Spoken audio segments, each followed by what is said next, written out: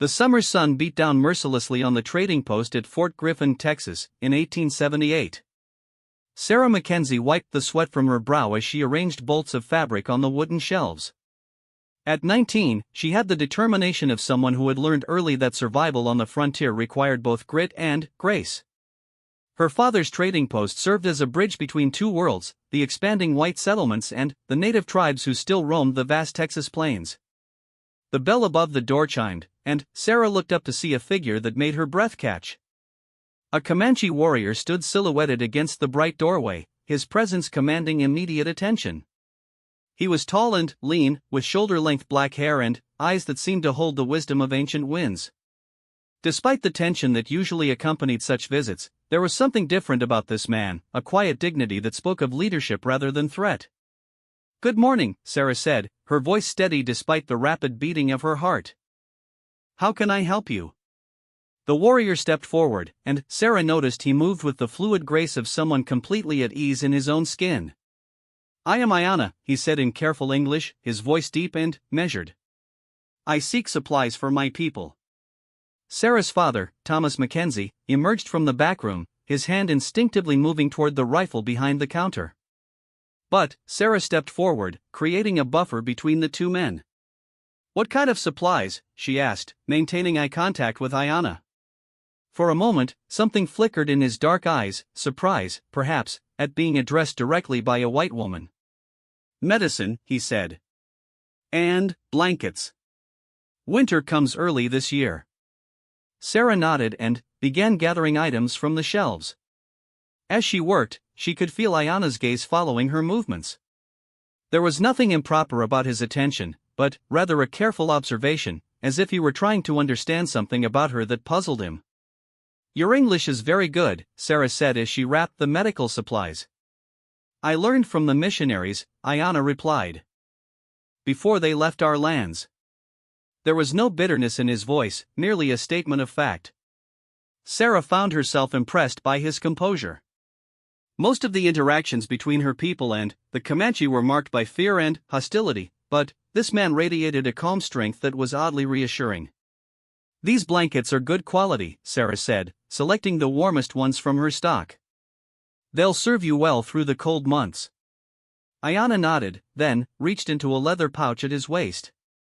Instead of the usual trade goods, furs or crafted items, he produced several small gold coins. "Where did you get these?" Thomas demanded, his suspicion evident.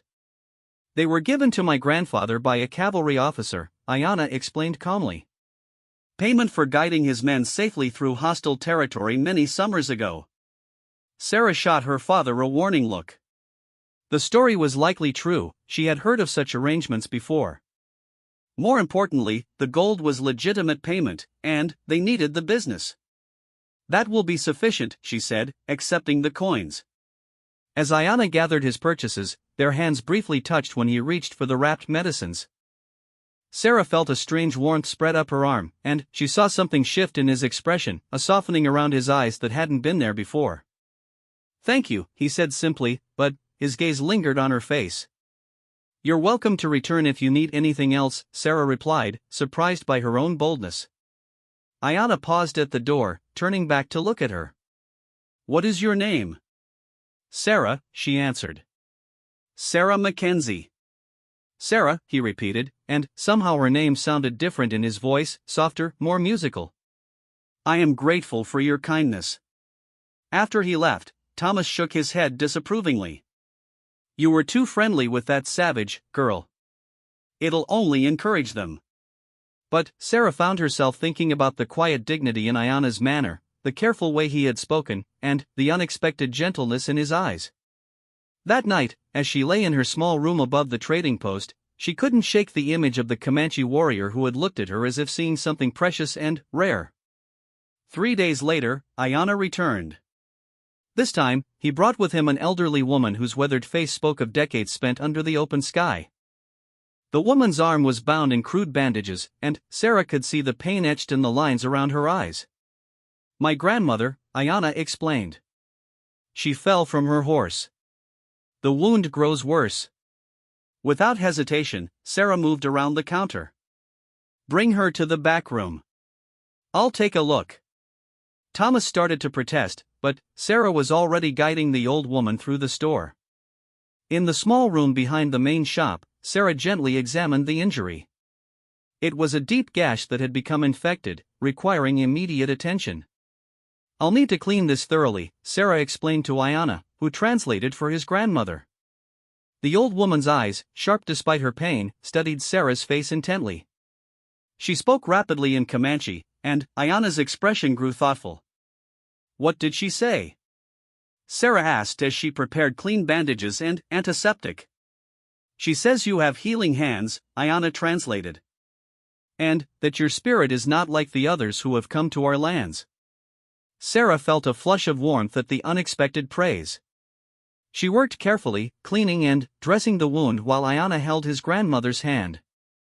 The intimacy of the moment, caring for someone important to him, created an unexpected bond between them. She should rest for several days, Sarah advised when she finished. The infection needs time to heal. We cannot stay here, Ayanna said quietly. Our band moves tomorrow. Then, the wound may worsen, Sarah replied firmly. She needs proper care. For a long moment, Ayanna studied her face. You would tend to her? Despite what your people think of mine. Sickness doesn't care about the color of someone's skin, Sarah answered. Neither does healing. Something profound shifted in Ayanna's expression. The careful politeness remained, but, underneath it, Sarah glimpsed a warmth that made her pulse quicken. The old woman spoke again, this time addressing Sarah directly despite the language barrier. Her tone was approving, almost affectionate. She wants to know if you are married, Ayanna translated, and Sarah noticed a faint color rise in his bronzed cheeks. No, Sarah replied simply, meeting his eyes. I'm not married. The silence that followed was charged with unspoken possibilities. Thomas's voice calling from the front room broke the spell, and they returned to the main shop. As Ayanna prepared to leave with his grandmother, he turned to Sarah. We will camp by the creek tonight, he said quietly. If you would come to check her wound in the morning. I'll be there, Sarah promised. That evening, Sarah told her father she was going for an early morning walk to gather herbs. It wasn't entirely a lie, she did know where the medicinal plants grew along the creek. But, her real purpose was to check on the old woman, and, if she was honest with herself, to see Ayanna again. The Comanche camp was a collection of hide teepees arranged in a careful circle. Sarah approached slowly, aware that her presence might not be welcome by everyone in the band. But, Ayanna emerged from one of the larger teepees before she was challenged, his face lighting with something that might have been relief. You came, he said simply. I said I would, Sarah replied. As she tended to his grandmother's wound, which was already showing signs of improvement, Sarah became aware of the curious glances from other members of the band. Most seemed more puzzled than hostile, as if her presence was an unexpected riddle they were trying to solve. Your grandmother is healing well, Sarah told Ayanna as she applied fresh bandages. The infection is clearing. The old woman grasped Sarah's hand and spoke earnestly. Ayanna listened, then translated with obvious reluctance. She says you would make a good wife for a warrior. The words hung in the air between them like smoke from a campfire. Sarah felt her cheeks burn, but she didn't look away from Ayanna's intense gaze. What do you think? She asked quietly. For a moment, the careful composure cracked, and Sarah saw raw longing in his expression. I think, he said slowly, that some bridges are easier to build than others. And some, Sarah replied, surprising herself with her boldness, are worth the effort. When Sarah returned to the trading post, she carried with her more than just the memory of successful medical treatment. She carried the beginning of something that would challenge everything she thought she knew about love, loyalty, and the vast possibilities hidden in the meeting of two different worlds. That afternoon, as she served other customers and went about her usual duties, Sarah found herself watching the horizon, wondering when she might see the proud Comanche warrior again. She didn't have long to wait. 2 weeks passed before Ayanna returned to the trading post, and, when he did, he came alone. Sarah looked up from organizing inventory to find him standing quietly near the entrance, watching her with an expression she couldn't quite read. This time, there was something different in his bearing, less formal, more personal. "How is your grandmother?" Sarah asked, setting aside the ledger she had been working on. "Healed," Ayanna replied, stepping closer to the counter. "Thanks to your care." "I'm glad to hear it." Sarah found herself searching his face for clues about why he had come. "Do you need more supplies?" "No." He paused, seeming to choose his words carefully. "I wanted to thank you properly. And to bring you something." From beneath his deerskin shirt, he withdrew a small object wrapped in soft leather. When Sarah unwrapped it, she gasped. It was a piece of turquoise, perfectly shaped and, polished, set into a delicate silver pendant. "It's beautiful," she whispered, running her finger over the smooth stone. "My grandmother made it," Ayanna explained. "She said it would bring you protection and happiness." The way he said the last word made Sarah's heart skip. There was something vulnerable in his voice, as if he was offering more than just a gift. "I can't accept something this valuable," Sarah protested, even as she treasured the weight of it in her palm. "To refuse would dishonor her work," Ayanna said gently. "And her gratitude." Before Sarah could respond, the door chimed again. Lieutenant James Morrison strode into the trading post, his blue cavalry uniform pristine despite the dusty trail outside. He was a handsome man in the conventional way, but blonde hair, blue eyes, and the confident bearing of someone accustomed to command.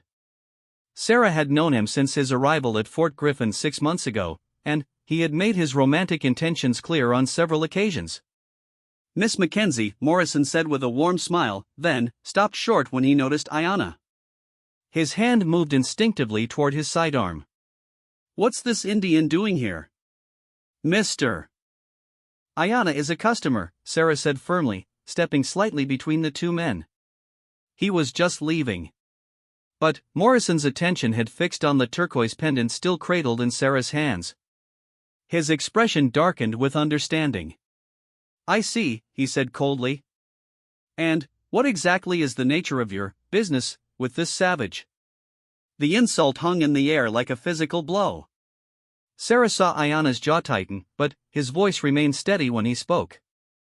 "I came to express gratitude for kindness shown to my grandmother." "Gratitude?" Morrison's tone dripped with disdain. "Is that what they're calling it now?" "Lieutenant Morrison," Sarah said sharply, "you're out of line." But Morrison ignored her, his attention focused entirely on Ayanna. "You need to understand something, boy. Miss Mackenzie is under the protection of the United States Army." "That means she's under my protection." "I suggest you remember that." The threat was unmistakable. Ayanna straightened to his full height, and, for a moment, Sarah saw the warrior beneath the diplomat. When he spoke, his voice was low and controlled, but Sarah heard steel beneath the calm surface. "I meant no disrespect," Ayanna said. "To anyone." "See that you remember that," Morrison replied. "Now I think it's time you left." Ayanna looked at Sarah, his dark eyes holding questions she couldn't answer with the lieutenant standing there. Finally, he nodded once and turned toward the door. "Mr. Ayanna," Sarah called after him. When he turned back, she deliberately fastened the turquoise pendant around her neck. "Thank you. It's perfect." The smile that crossed Ayanna's face was brief but brilliant. Morrison's sharp intake of breath told Sarah he understood the significance of her gesture. After Ayanna left, Morrison turned on Sarah with barely contained anger. "What the hell do you think you're doing?" "I don't know what you mean," Sarah replied coolly, though her heart was racing. "Don't play innocent with me, Sarah. I saw the way you looked at him. And that pendant, accepting gifts from an Indian, is practically a declaration." "A declaration of what?" "You know exactly what." Morrison moved closer, his voice dropping to an urgent whisper. "Sarah, you're playing with fire. These people aren't like us. They don't think like us, they don't value the same things we do. Have you ever actually talked to one of them?" Sarah challenged.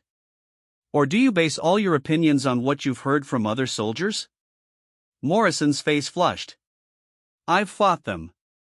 I've seen what they're capable of. And I've seen what we're capable of too, Sarah replied quietly. It's not as different as you might think. For a moment, Morrison stared at her as if she were a stranger. Then, his expression softened, becoming almost pleading. Sarah, I care about you. More than care about you. I've been hoping, that is, I've been planning to ask you to marry me. The confession hit Sarah like a physical blow. Morrison was a good man, well respected, with a bright future ahead of him. Any sensible woman would be honored by his proposal. But, as she looked into his earnest blue eyes, all she could think about was the quiet intensity in Ayana's dark gaze. James, she began gently, I'm flattered, truly. But, what? You'd rather throw your life away on some romantic notion about a savage who could never give you the life you deserve? The harsh words stung, partly because Sarah wasn't entirely sure how to answer them. What did she really know about Ayana, beyond the few encounters they'd shared? What kind of future could there possibly be for a white woman and a Comanche warrior in 1878 Texas? I'm not throwing anything away, she said finally. I need time to think. Morrison studied her face for a long moment, then nodded stiffly. Time. Of course. But, Sarah, I won't wait forever. And I won't stand by and watch you make a mistake that could destroy your life. After he left, Sarah touched the turquoise pendant at her throat and wondered what she had set in motion. That evening, as she helped her father close the store, Thomas brought up the afternoon's events. Morrison came by to see me before he left, he said without looking at her. Told me about your Indian friend. His name is Ayana, Sarah replied. I don't care what his name is. I care about my daughter making decisions that could get her killed. Killed? Sarah stared at her father in surprise. By whom? By any number of people, girl. You think the townsfolk are going to stand by and watch Thomas Mackenzie's daughter take up with a Comanche? You think the army's going to tolerate it? Hell, you think his own people will? The questions hit home because Sarah had been asking herself the same things. But, whenever doubt crept in, she remembered the gentle way Ayana had held his grandmother's hand, the respect in his voice when he spoke to her, the warmth that had flickered in his eyes when she'd put on the pendant. 3 days later, Sarah made a decision that surprised even herself. She saddled her father's horse and rode out toward the creek where she had first visited the Comanche camp. She didn't know if they would still be there, but something inside her needed to try. The camp was gone, but, as Sarah sat by the water's edge, trying to decide what to do next, she heard the soft sound of approaching hoofbeats. She turned to see Ayana riding toward her on a magnificent paint horse, his movements fluid and natural as if he and the animal were one being. I hoped you might come, he said as he dismounted. I wanted to see you again, Sarah admitted. Away from the store, away from complications. Ayana ground-tied his horse and came to sit beside her on the creek bank. For a while, they sat in comfortable silence, watching the water flow over the smooth stones. The lieutenant, Ayana said finally. He cares for you. It wasn't a question, and Sarah didn't treat it as one. Yes, he does. And your father wants you to marry him. Yes. It would be a good match.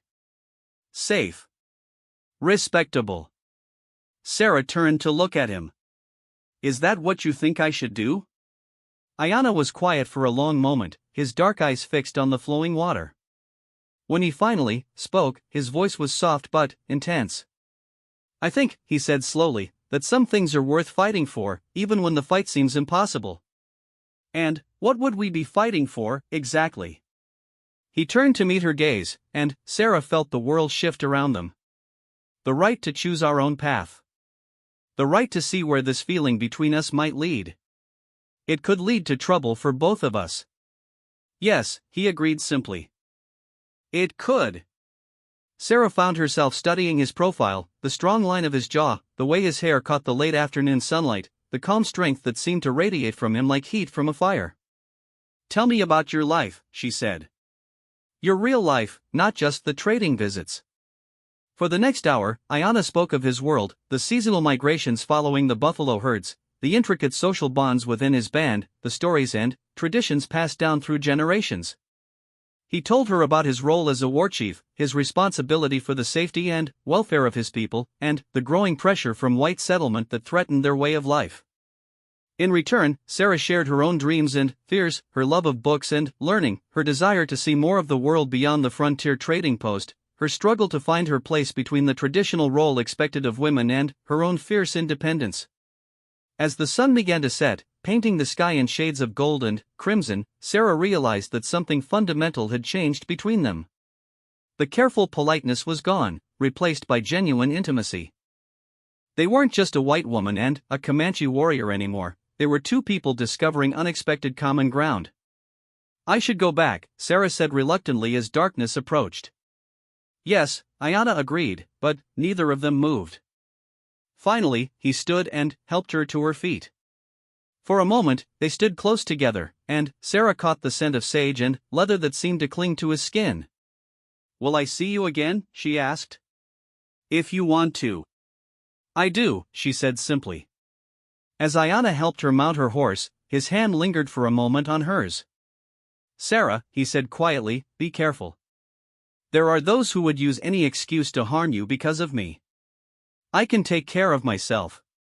"I know," he said, and there was pride in his voice. "But let me worry about you anyway." Riding back to town under the star-filled sky, Sarah knew that she had crossed a line there by the creek. Whatever came next, there would be no going back to the safe, predictable life that had been planned for her. She touched the turquoise pendant at her throat and felt a thrill of both fear and anticipation.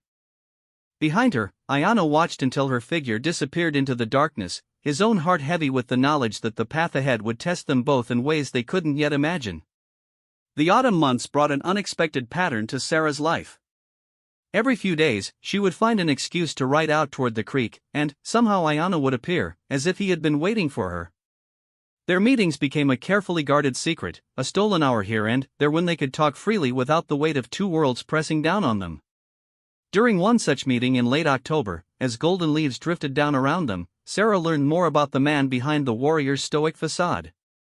Ayanna told her about his childhood, about learning to ride before he could properly walk, about the first time he had successfully hunted buffalo with the men of his band. "My father wanted me to be a medicine man," he confided as they sat beside the now familiar creek. "He said I had the gift for seeing beyond the surface of things." "What changed his mind?" Sarah asked, pulling her shawl closer against the autumn chill. "War," Ayanna replied simply. "When the soldiers came to our lands, every man was needed as a warrior first. The spirits would have to wait." There was sadness in his voice that made Sarah's heart ache. She had begun to understand that Ayanna carried the weight of his people's struggles on his shoulders, and that the constant vigilance required of a war chief left little room for the gentler aspects of his nature. "Do you ever wish things were different?" she asked. "Every day," he admitted. "But wishing doesn't change what is." "Sometimes it changes what could be," Sarah suggested softly. When Ayanna looked at her, she saw something in his expression that took her breath away. It wasn't just attraction or affection, it was hope, fragile and precious, like a flame cupped against the wind. "Sarah," he said quietly, "there is something I need to tell you." The seriousness in his tone made her pulse quicken with sudden anxiety. "What is it?" "My band is preparing to move south for the winter. We will be gone for many months, perhaps until spring." The news hit her like a physical blow. Over the past weeks, these secret meetings had become the brightest part of her days. The thought of months without seeing him felt unbearable. "How long?" she asked, trying to keep the desperation out of her voice. "Until the snow melts and the grass grows green again." "That's 5 months," Sarah whispered. "Yes." They sat in silence for a while, both absorbed in their own thoughts. Finally, Ayanna spoke again. "I want to ask you something, but I fear your answer." "Ask me anyway."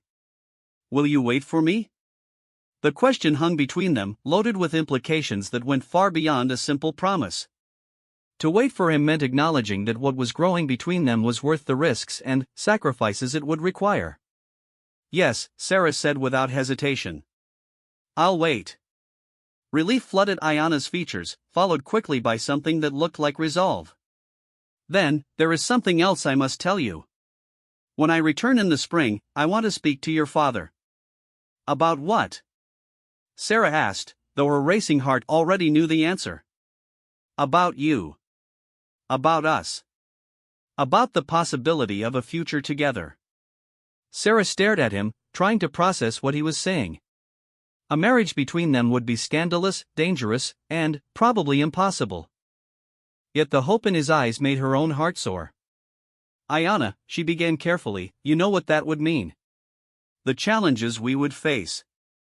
I know, he replied. But, I also know that what I feel for you is stronger than fear. Stronger than the voices that say it's impossible.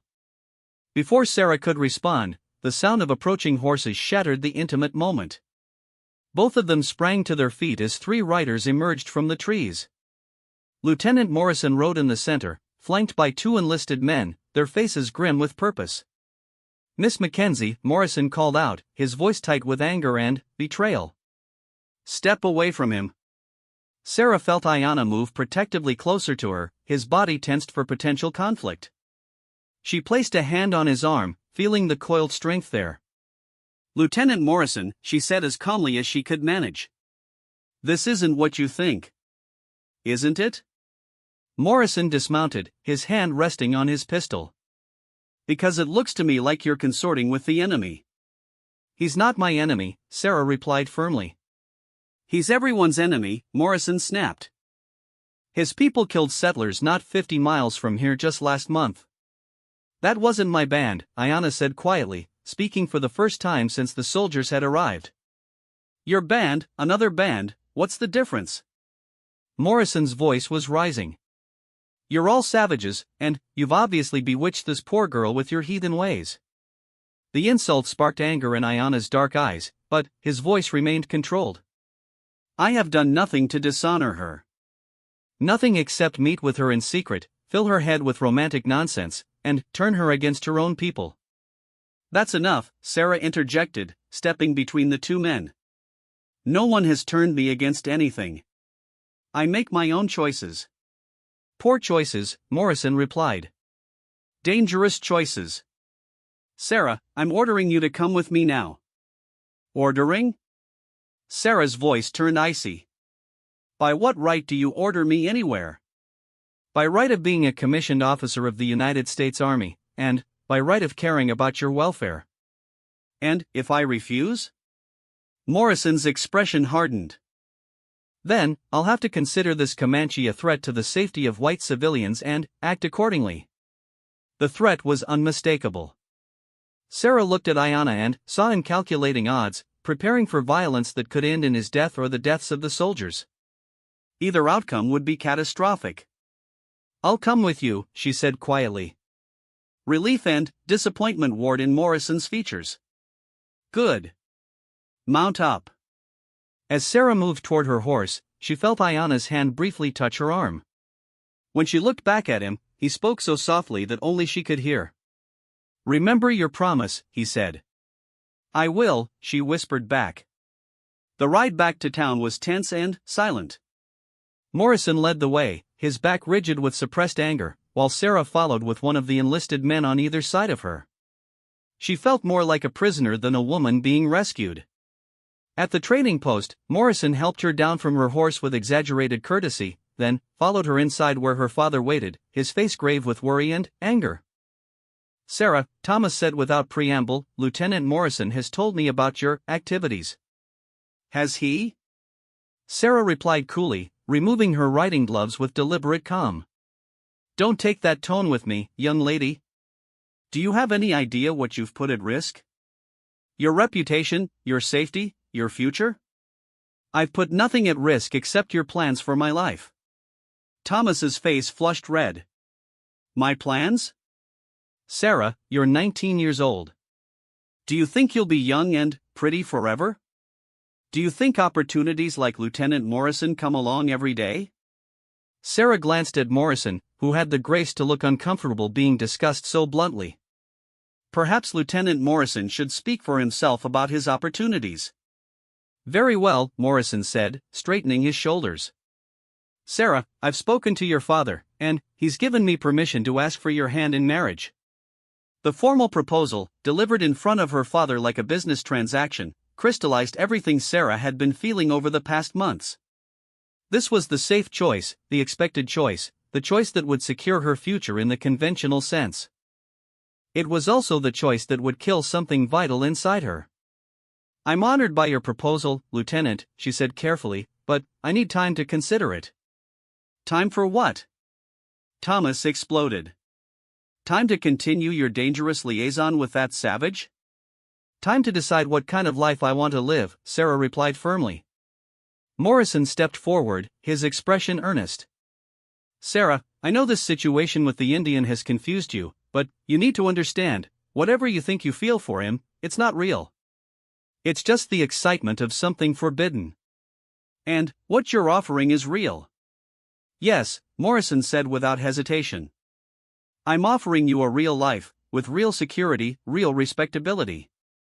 I'm offering you the chance to be the wife of an officer, to live in civilization, to raise children who won't have to be ashamed of their heritage. The words stung because they contained enough truth to be persuasive. Sarah knew that a life with Ayanna would be difficult in ways she could barely imagine. But Morrison's alternative felt like a kind of death, safe, respectable death. I need a week, she said finally, to think things through properly. Morrison's jaw tightened, but he nodded. 1 week, Sarah. But I want your word that you won't see that Indian again. I can't give you that word. Then, I can't guarantee what might happen to him if he's spotted near town. The threat hung in the air like smoke from a gun. Sarah understood that Morrison wasn't just offering her a choice between two men, he was threatening Ayanna's life if she continued to refuse the safer option. That night, alone in her room, Sarah sat by the window looking out at the star-filled sky. Somewhere out there, Ayanna was preparing for the long winter migration with his people. In a few days, he would be gone, and she would have months to decide between the life she was expected to want and the life her heart was drawing her toward. She touched the turquoise pendant at her throat and remembered his words, "Remember your promise." She had promised to wait for him. But, as she sat there in the darkness, Sarah began to understand that waiting wasn't going to be enough. When spring came, she would need to be ready to make a choice that would change everything, not just for herself, but for everyone who mattered to her. The question was, would she have the courage to choose love over safety when the time came? Outside her window, a night wind stirred the trees, carrying with it the faint scent of sage and distant campfires. Sarah closed her eyes and let herself imagine, for just a moment, what it would feel like to be free. The winter of 1878 was the longest of Sarah's life. Snow fell early and stayed late, blanketing the frontier town in an isolation that seemed to mirror her own emotional state. With Ayanna gone south with his people, Sarah found herself caught between two increasingly insistent pressures, her father's expectations and Lieutenant Morrison's persistent courtship. Morrison had been a perfect gentleman during the cold months, bringing her books from the fort's small library, escorting her to the few social gatherings that broke the winter's monotony, and treating her with a respect that bordered on reverence. Any woman in town would have considered herself fortunate to receive such devoted attention from a handsome, well-positioned officer. Yet every night, Sarah touched the turquoise pendant she still wore beneath her dresses and thought of dark eyes that held depths Morrison's earnest blue ones could never match. "You're being foolish, Sarah," her friend Mary Patterson said one snowy February afternoon as they sat sewing in the trading post's back room. "James Morrison is the catch of the territory. What more could you possibly want?" "I want to feel something real," Sarah replied, not looking up from her needlework. "Real? What's not real about security, respectability, and a man who clearly adores you?" Sarah set down her sewing and looked at her friend. Mary was a practical woman, married to the town's blacksmith, with 3 young children and all the stability that came with conventional choices. "When you look at your husband," Sarah asked quietly, "what do you feel?"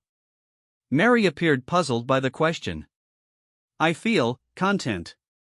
Satisfied. He's a good provider, a good father. What else should I feel?" "Nothing," Sarah said sadly. "I suppose that's exactly what you should feel."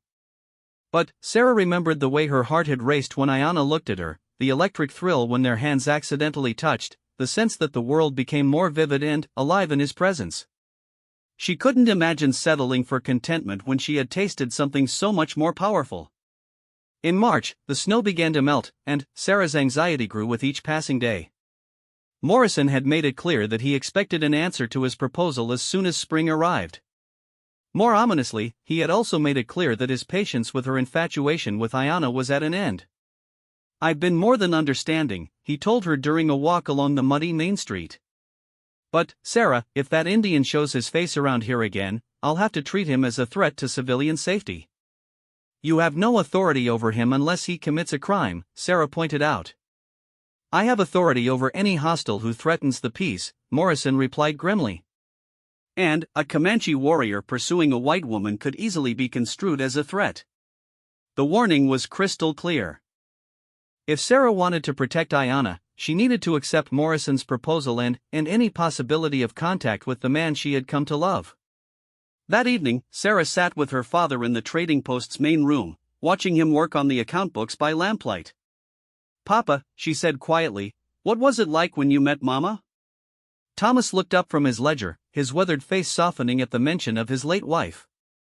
"Your mother was the most beautiful woman I'd ever seen. Smart as a whip, too. I knew the moment I laid eyes on her that I wanted to marry her." "Was it love at first sight?" "Love?" Thomas considered the question seriously. "I suppose it was. But, son, love isn't always enough. Your mother and I were lucky, we loved each other and we were suited for the same kind of life. That doesn't always happen. What if they had been different? What if you had loved her but marrying her meant giving up everything familiar?" Thomas set down his pen and studied his daughter's face. "Sarah, are you asking me about your mother, or are you asking me about that Comanche?" Sarah felt heat rise in her cheeks, but she met her father's eyes steadily. "Both, I suppose."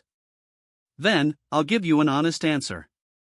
If I had loved your mother and she had been unsuitable, I hope I would have had the sense to walk away. Love is a powerful thing, but it can't overcome every obstacle. Some barriers are too high, some differences too great. And you think that's true for Ayanna and me?" "I think," Thomas said carefully, "that you're young and romantic, and you're confusing excitement for love. I think Lieutenant Morrison offers you everything a sensible woman could want. And I think you need to stop dreaming about impossible things before you destroy your chances for real happiness." That night, Sarah lay awake listening to the spring rain on the roof and trying to imagine herself as Mrs. James Morrison. She pictured garrison life, officers' wives' gatherings, children who would grow up never questioning the rightness of their world. It was a good life, a life any reasonable woman would embrace. But, when she closed her eyes, she saw Ayanna's face and felt the pull of something wilder and more dangerous than anything the conventional world could offer. The first week of April brought warm weather and the return of travelers to the frontier trails. Sarah found herself scanning the horizon constantly, her heart jumping at every horseman who appeared on the distant plains. When Ayanna finally came, it was not as she had expected. She was sweeping the front porch of the trading post when she heard her name called softly. Looking up, she saw him standing at the edge of the woods behind the building, partially concealed by the new spring foliage. Even at a distance, she could see that the winter had changed him. He looked leaner, more weathered, and there was something in his posture that spoke of hard decisions made and harder ones yet to come. Sarah glanced quickly around to make sure she wasn't observed, then walked casually toward the back of the building as if checking on something. Once out of sight of the main road, she ran toward him. When she reached him, they stood for a moment just looking at each other, both changed by the months apart yet still connected by the invisible thread that had drawn them together in the first place. "You came back," Sarah said breathlessly. "I promised I would," Ayanna replied. "Did you keep your promise?" "I waited," Sarah confirmed. "But, Ayanna, things have become complicated." His expression grew grave. "The lieutenant? He's asked me to marry him. He's given me until the end of the week to answer." "And what will your answer be?" Sarah looked into his dark eyes and saw her own future hanging in the balance. That depends on you. On me? On whether you still want to speak to my father. On whether you still believe we can find a way to make this work. Ayanna was quiet for a long moment, his gaze distant. When he finally spoke, his words carried the weight of months of consideration. Sarah, I've thought of little else during the long winter nights. I've considered every obstacle, every danger, every reason why loving you might be the most selfish thing I've ever done. Sarah's heart began to sink. And I've decided that some things are worth fighting for, no matter the cost. Relief flooded through her so powerfully that she swayed on her feet. Ayanna stepped closer, steadying her with his hands on her arms. But, he continued, I won't ask you to sacrifice everything unless you're certain it's what you want. A life with me would mean leaving this world behind. It would mean living between two peoples, accepted by neither, creating our own path with no guarantees. And, a life without you, Sarah said quietly, would mean living safely in a world that feels like death to me. Something profound shifted in Ayanna's expression.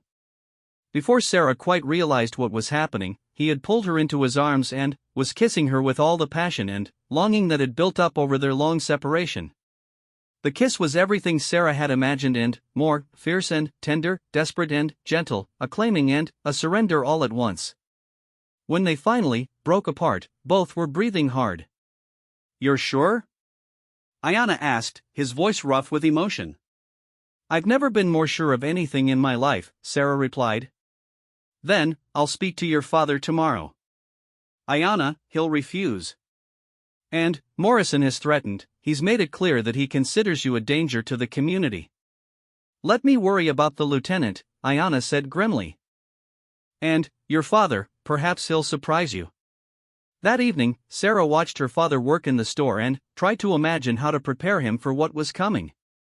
Finally, as they were closing up for the night, she decided on honesty. Papa, I need to tell you something important. Thomas looked up from securing the cash box, noting the seriousness in her tone. What is it? Ayanna is back. And, tomorrow, he's going to ask you for permission to court me. For a long moment, Thomas just stared at her. Then, he sank into a chair, suddenly, looking older than his 53 years. Sarah, he said quietly, do you have any idea what you're asking? I'm asking for the chance to choose my own life. You're asking me to hand my daughter over to a man whose people are at war with ours. His band has never attacked white settlers, Sarah pointed out. They've always been peaceful traders. That could change overnight. And, what about you? What kind of life would you have? What kind of children would you raise? Children who might be part of the bridge between two worlds, Sarah replied. Children who might help create understanding instead of hatred. Thomas rubbed his weathered hands over his face. You're asking me to trust the future of everything I love to a hope that might never come true. I'm asking you to trust me, Sarah said simply. To trust that I know my own heart. The next morning, Sarah stood behind the counter of the trading post, her nerves stretched taut as she waited for Ayanna to arrive. When he finally walked through the door, he was dressed not in his usual buckskins but in a mixture of white and Comanche clothing that somehow made him look both approachable and dignified. Mr. Mackenzie, he said formally to Thomas, who had emerged from the back room. I would like to speak with you about your daughter. Thomas studied the younger man for a long moment, then nodded toward the back room. We'll talk privately. Sarah waited anxiously while the two most important men in her life disappeared into the back room. She could hear the low murmur of voices but couldn't make out words. The conversation seemed to go on forever. When they finally emerged, both men looked serious but not hostile. Thomas spoke first. Sarah, he said heavily, Ayanna has asked for permission to court you properly. He's also made me a proposal that I need to think about. What kind of proposal? Sarah asked, looking between the two men. He's offered to work with me in the trading post, Thomas said slowly. To help bridge the gap between the white and Indian communities. To use his knowledge and contacts to expand our business. Sarah stared at Ayanna in amazement. You would do that? I would do whatever it takes to build a life with you, he replied simply. And the lieutenant?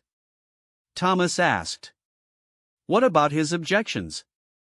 Let me handle Lieutenant Morrison, Ayanna said quietly, and there was something in his voice that made Sarah think he had already planned for that confrontation. As if summoned by their conversation, the sound of approaching horses announced Morrison's arrival. Through the window, Sarah could see him dismounting with several soldiers behind him. He brought backup, Thomas observed grimly. He brought witnesses, Ayanna corrected, moving to stand beside Sarah. When Morrison entered the trading post, his face was already flushed with anger. His eyes went immediately to Ayanna, then to Sarah standing close beside him. I see you've made your choice, he said coldly to Sarah. Yes, she replied firmly. I have. Morrison's hand moved toward his weapon. Then, you've chosen poorly. Lieutenant, Ayanna said quietly, I challenge you. The words hung in the air like a gunshot. Morrison stopped in his tracks, staring at the Comanche warrior. What? I challenge you to single combat. Hand to hand, no weapons. The winner earns the right to court Sarah. Sarah gasped. Ayanna, no, it's the only way, he said without taking his eyes off Morrison. One fight. Clean. Honorable. Witnessed by your men. Morrison's face went through several expressions as he processed the proposal. Finally, a slow smile spread across his features. You think you can beat me in a fair fight? I'm willing to find out. Fine, Morrison said, beginning to remove his gun belt. But, when I win, you disappear forever. And, Sarah accepts my proposal. And, when I win, Ayanna replied, removing his own knife, you stop threatening Sarah and allow her to make her own choice. As word spread through the small town, a crowd gathered to watch the confrontation. Sarah stood with her father, her heart pounding as the two men faced each other in the dusty street outside the trading post. The fight was brutal and brief. Morrison was strong and well-trained, but Ayanna fought with the fluid grace of someone who had learned combat as a way of life. When it was over, Morrison lay unconscious in the dirt, and Ayanna stood victorious, breathing hard but clearly the winner. It's finished, Ayanna said to the crowd of onlookers. No more threats, no more interference. As Morrison's men helped their officer to his feet, Sarah stepped forward and took Ayanna's hand. The gesture was seen by everyone present, a public declaration of her choice. 6 months later, Sarah Mackenzie became Sarah Lone Wolf in a ceremony that combined both Comanche and Christian traditions. The wedding was small but witnessed by members of both communities, a first step toward the understanding that would eventually make their love story a legend of the frontier. Years later, their children would grow up speaking both English and Comanche, moving easily between two worlds and helping to build bridges where once there had been only walls. Sarah never regretted her choice to follow her heart, and Ayanna never regretted the fight that won him the right to love her openly. In the end, their love story became proof that sometimes, the most impossible dreams are the ones most worth fighting for.